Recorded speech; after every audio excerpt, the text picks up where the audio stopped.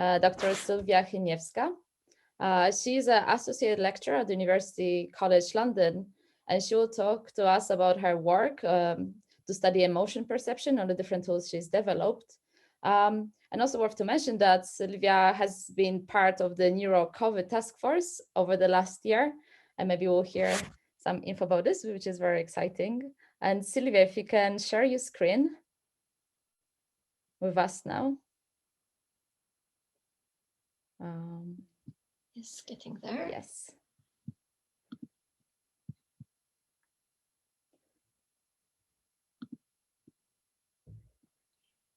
Maybe have to just go back to the first slide.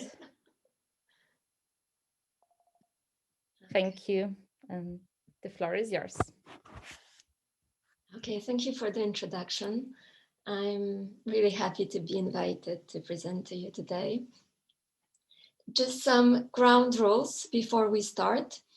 So I would like to ask you to ask as many questions as possible already during the talk. So if things are not clear or if you have some specific interests, do let me know. It's way nicer also for me to interact with you, especially during the COVID time and when, given that I cannot see your reactions. And yes, I'm working with nonverbal behavior, so I'm used to checking for feedback.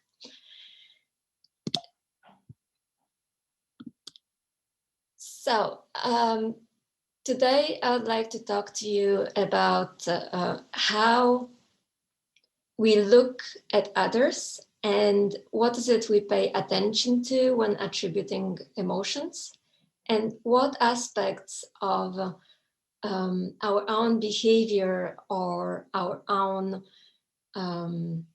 traits or moods or states influence what we see in others.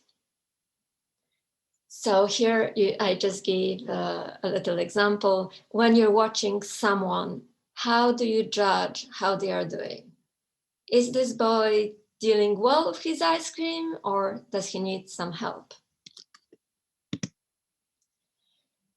When we talk about emotions with people, everybody knows what an emotion is, and people immediately give examples of emotions. So they say sadness, fear, happiness. But if we want to try to go down and define exactly what an emotion is, it becomes very complicated. And in fact, we still have no one widely accepted definition of emotion from a theoretical point of view. There are a few working definitions, and what I find interesting is the perception that an emotion is made of different components. So we have the cognitive component, so appraisal, the thinking part, the judgment of what's happening, then peripheral, so heart rate, the motivational, do I want to approach or I want to withdraw? Do I want to put more effort into something? And then we have the motor expression, so everything that is behavior, whether it's the body moving, the posture we take, the facial expressions, and the subjective feeling component, which we always think about when describing emotions to others or when thinking. We are always wondering, okay, what is this person feeling? When in fact, we could be experiencing an emotion without having a conscious feeling of anything. But without going into the details, I want to say that today we'll be looking at the cognitive component and at the motor expression side. So by cognitive component, I mean, how do we judge an event happening when it's happening? If on the morning you receive an unexpected dark chocolate that you like a lot, how will you judge it? You will think, oh, that's interesting. So there'll be a check of novelty, something unexpected, unexpectedness. Then you will think, does it align with my personal goals? Well, if you're not on a diet and you like dark chocolate, it aligns with your goals, which is to start the day with a positive accent, let's say. So there is one emotion theory, the componential appraisal theory, which says that an emotion is mostly based on appraisals of anything that is happening, whether it's a thought can be an event which leads to an emotion, or anything physical, like receiving a chocolate.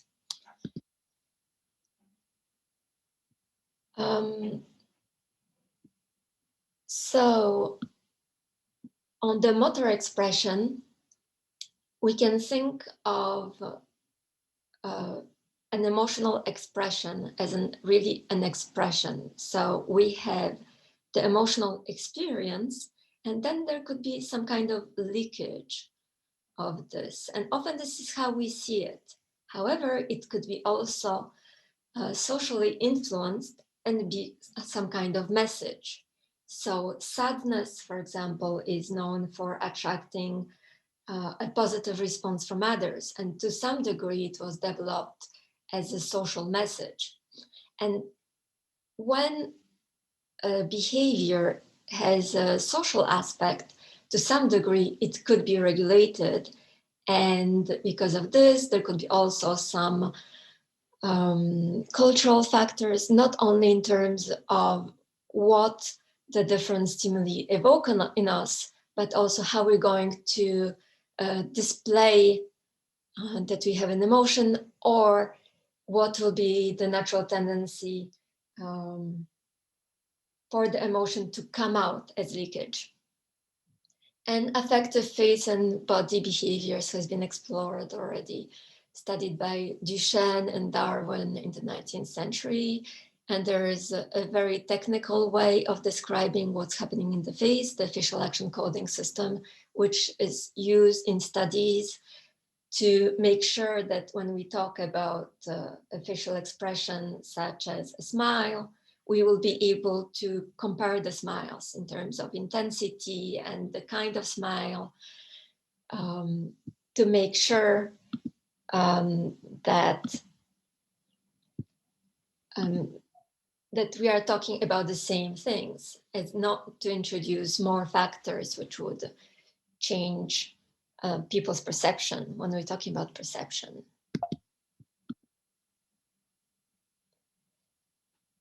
When we're judging a person's attitudes and a person's experience, what the person is thinking at a specific time, we are looking at what's happening in their bodies. So facial expressions, bodily expressions, as I said, some kind of leakage, some micro expressions, for example. And then it's also important for us to look at the focus, the orientation of the body. So somebody is showing some fear, but why are they afraid? We will know from their gaze. Where are they looking? This will tell us they are scared of the bear and not of us. So their intentions and the object of the intention. So if somebody is angry, they're angry at something, at someone. And as an observer, we will always think, is it all relevant to me? They're angry, but are they angry at me? What's happening in their bodies, and what are they focusing on? Quite often, when we see expressions, we think that a strong, clear expression is so easy for us to decode that we are objective in it. Here, most of you will say, yes, the baby is crying, the baby is sad. Everybody would recognize sadness.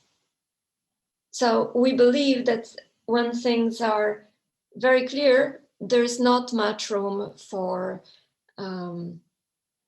interpretation. And we believe that many emotions are created in a way so it would be easy to recognize. Everybody can recognize happiness, everybody can recognize sadness. And because of this, there has been this trend to believe that that accuracy is the holy grail. Before all, if we want to be emotionally intelligent, we have to see as much as possible and be able to know exactly what the person is thinking, what the person is feeling. We have the impression that it would be good for us. It would be good for us to know as much as possible. But sometimes we should maybe stop and think, do we really want to know what a person is thinking all the time? Are we able to deal with this? Are we able emotionally to cope with knowing that, for example, right now, out of the 17 participants in this call, only 2 people are paying attention to it? Am I strong enough? And if I know this, what will I do with this knowledge? Will I be able to modify whatever I'm talking about? Or I will try to engage. Is it going to be good for me on the long term for my own personal goals? So different studies are run right now on this specific aspect. Who are the emotionally intelligent people? And does it imply perception and interpretation, or it is perception, interpretation to some degree, and before all, coping? So I really believe that humans have developed different biases in order to see what is good for their survival. And there are factors which influence our perception of others. Those are factors which are specific to the people we are observing. So the expressor factors, such as context. If we see a crying face in a happy situation, we will interpret it differently than in a neutral situation or without any situation. And there's also the idea of modalities, whether a person is speaking in a sad voice and has a smile, or we just see a smile.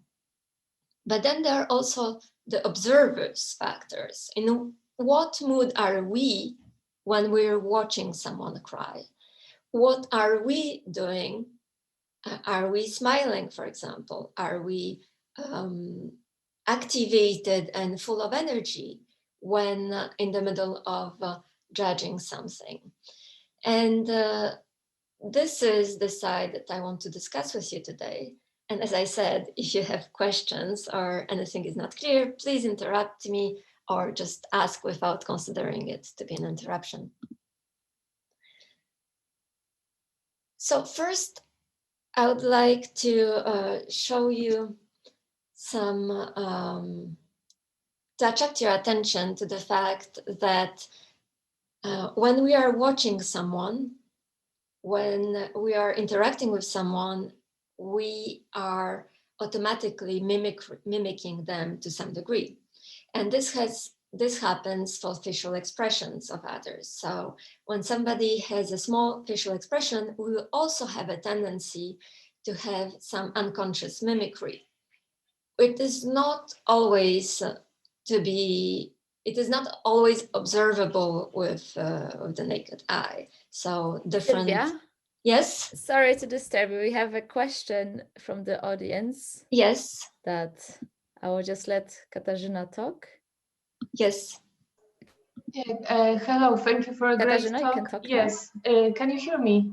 Yes, yes. Okay, so I have a quick question because I'm really curious about that. You said that this was this person who has like not coherent size expression and the tone of voice. You said that it was like somebody who was like smiling and talking in a sad voice. What does it mean? Do we have some, like, what do you want to say by that? I mean, sometimes there are signals which are not coherent in terms of a person might be smiling, and if we only saw the face, we would think the person is happy. Okay, But okay. the voice might be telling us, giving us more clues at what is happening. For example, the mouth, the muscles of the mouth are the easiest for us humans to modify, and we can do whatever we want with it. But not everybody is able to modify their pitch and really have subtle changes in their voice, or even less so in the eye region. So often it comes out that either people forget to pay attention to some of their nonverbal behavior, nonverbal communication, the signals they're emitting. And because of this, there's some leakage of real experience in some modalities and not in some others. So typically we pay attention to our mouth, and because of this, we will smile, or we will show anger, or we will lower our eyebrows, but we will not think of changing other modalities. Yeah, is it clear? Yes, thank you. Yes, thanks for the question.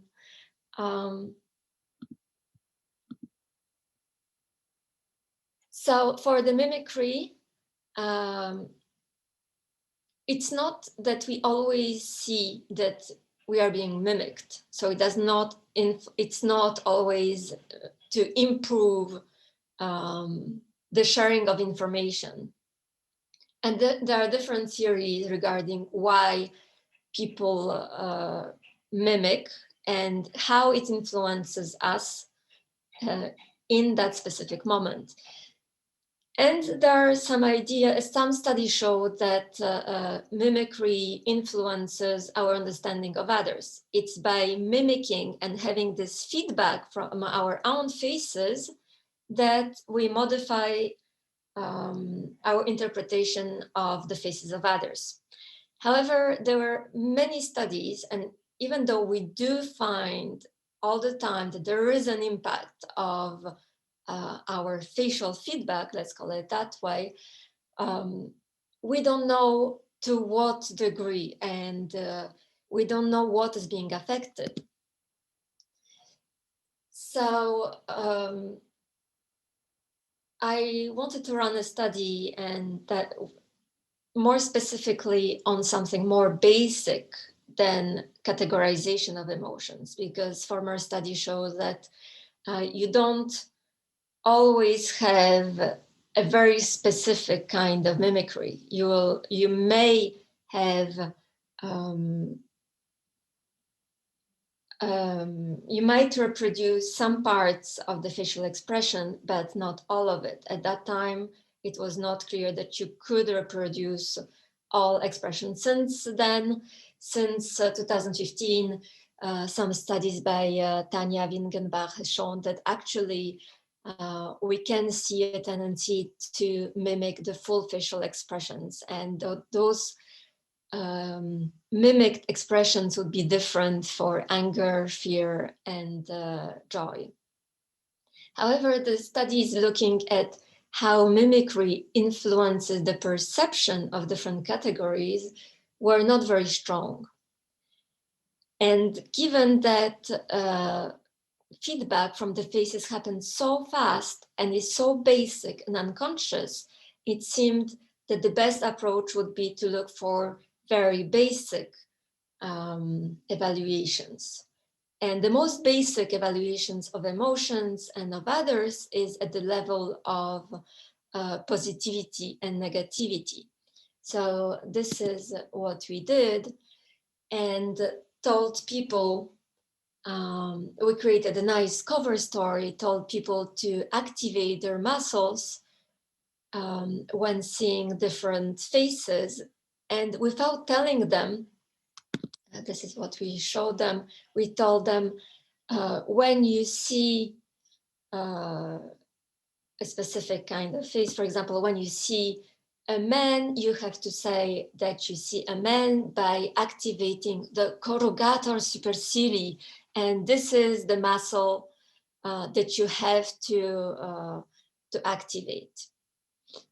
And then when you see a woman, you have to activate the zygomaticus major. I'm sorry, here they're inversed. So the zygomaticus major is the smile, and the corrugator supercilii is the eyebrow movement.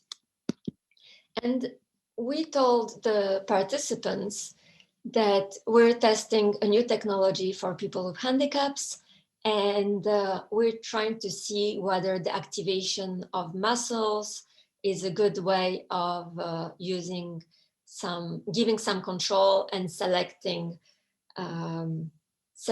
answers. So we connected them to different devices on the hands and on the face, and they were told that they will have tasks from a large pool, and in fact they were all having the same 2 tasks. And before this, we had a dummy task where they had to move their right shoulder when they saw an image of a robot, and the left shoulder when they saw animals. All this complicated cover story to make sure that they did not pay attention to the fact that they were modifying their own facial expressions, and for them not to pay attention to emotions in general. And we showed that just the simple expression modified the perception. So the unconscious smile, which was not seen by people as a smile, it was seen just as an activation of a muscle to some degree. There was no activation of the label happiness. Not in general. Of course, some of the people might have used some mnemotechnics and thought, okay, now it's the happy activation or the smile, but this is not what we aimed for, and this is not what must have happened across the participants. And we saw the cheek raise, the smile, the movement of the smile, compared to brow lowering, increased the positivity. So happy faces were seen as more positive, and angry faces were seen as less negative, so also more positive.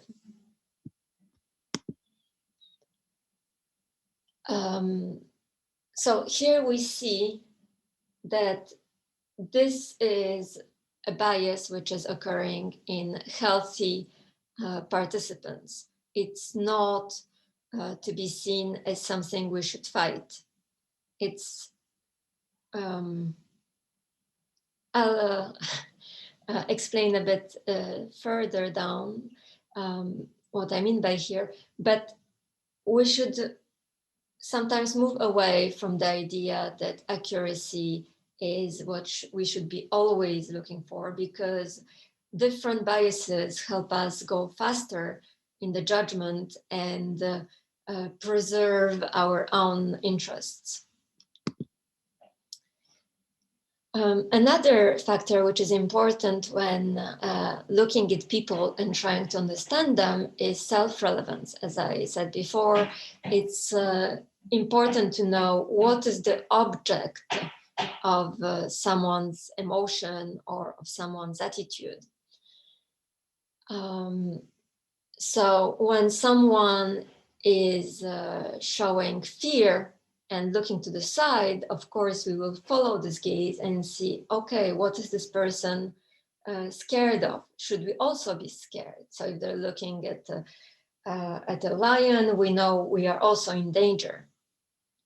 And when they're looking at us, it's a way more complex situation, and it may not make us scared at all. It's there'll be more individual differences in the interpretation of fear directed at us. For angry faces with a direct gaze, we will see some aggressive intentions, and this will communicate a threat to us compared to an angry face directed at someone else or something else. And we know that this perception of self-relevance is processed in the brain in the amygdala, among others, but especially in the amygdala. So to check whether this perception of self-relevance is modified in the amygdala, we looked at patients with amygdala lesions, so with damages to the amygdala.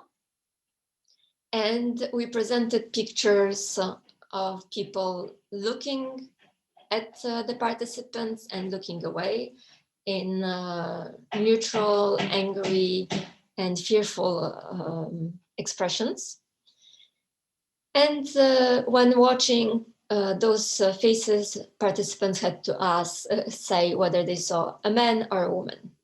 Just a simple gender detection task. And after 45 minutes, we asked them again whether they remembered those faces. Have you seen this face before? And what we expected was to see that faces which were emotional would be remembered better in the healthy, but not in the patients. And this is what we saw. Faces that were emotional were recognized way more often. And in the healthy, there was also a stronger memory for faces looking away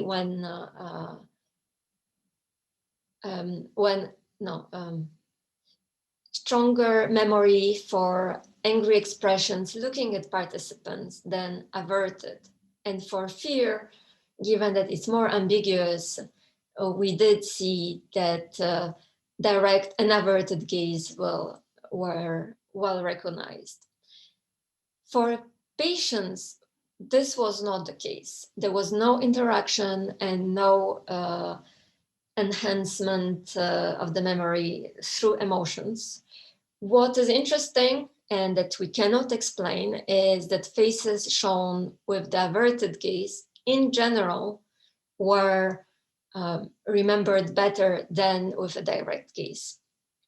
And here, one of the possible explanations was that those with the averted gaze required more processing of what's happening. They were less easy to understand for them. And because participants naturally paid more attention, processed more, then they remembered better. Another explanation could be that those looking, that people with the amygdala lesion might be a bit more avoidant and find it hard to process a direct gaze because of the emotional arousal, but it would not explain as well as the processing of a side gaze, given that emotional information doesn't seem to influence anything either.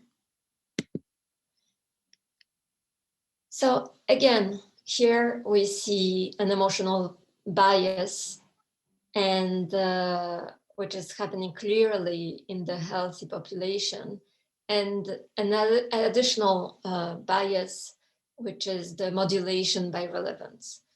So healthy participants, healthy populations do see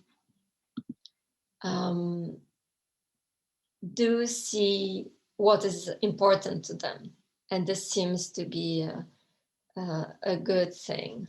And when a person is has damages to different parts of the brain, some of the biases might be dropped. Let me just check what's in now. Sorry, Sylwia, we are just running out of time. We have to wrap up now. Okay, great.